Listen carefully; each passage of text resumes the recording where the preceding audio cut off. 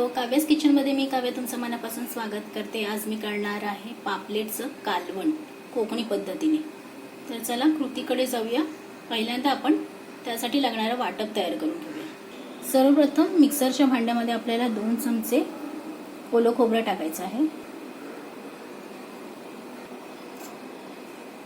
त्यामध्ये आपण एक छोटा कांदा टाकणार आहोत। त्यामध्ये आपण मीडियम साइजचा एक टोमॅटो टाकतोय।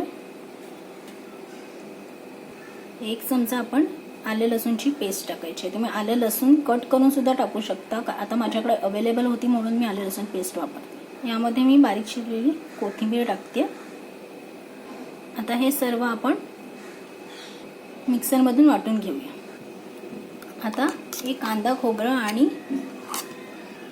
टमाटरचं जे आपण वाटण केलं होतं ते आता आपण एकदम फाईन पेस्ट केली आहे त्याची। तर चला आता आपण फोडणीकडे जाऊया। आता आपण भांडं ठेवलंय, त्यामध्ये आपण टाकायचं आहे तेल। तेल तापलं की त्यामध्ये आपण ठेचलेले हे लसूण टाकायचं।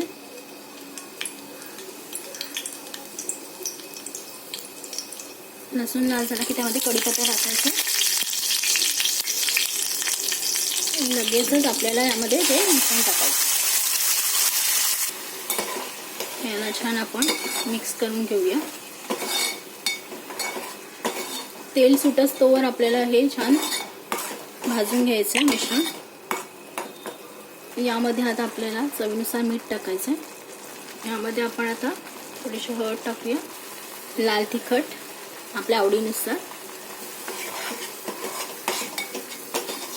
आता छान याला आपण तेल सुटस्तोवर आपण छान याला परतून घेऊया।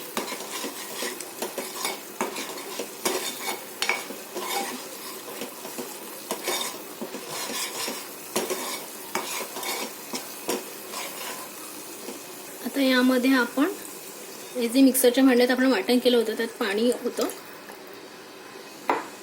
पाणी टाकून आपण हे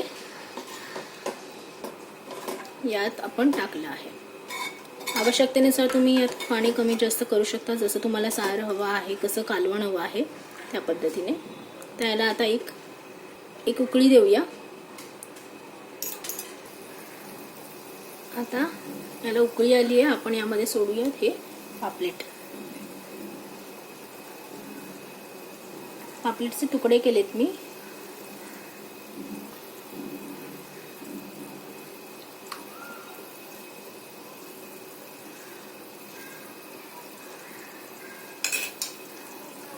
आता याला आपण 10 मिनिटं शिजू देऊया। उकळत असतानाच आता मी त्यामध्ये हे कोकम घालते 4। आता 10 मिनिटं झाली आहेत। आपलं पापलेटचं कालवण आता शिजलं आहे। याला मस्त वर तेल सुटलंय। तर आता मी गॅस बंद करते। तर हे चमचमीत आपलं पापलेटचं कालवण तयार झालेलं आहे। तुम्ही सुद्धा अशा पद्धतीने हे कालवण करून बघा, तुम्हाला नक्की आवडेल। आणि जर ही रेसिपी तुम्हाला आवडली तर कमेंटद्वारे नक्की कळवा। रेसिपीला लाईक करा, शेअर करा आणि सबस्क्राईब करा। माझ्या चॅनलला सबस्क्राईब करा। तर पुन्हा भेटूया चमचमीत रेसिपींसह। तोपर्यंत बाय बाय।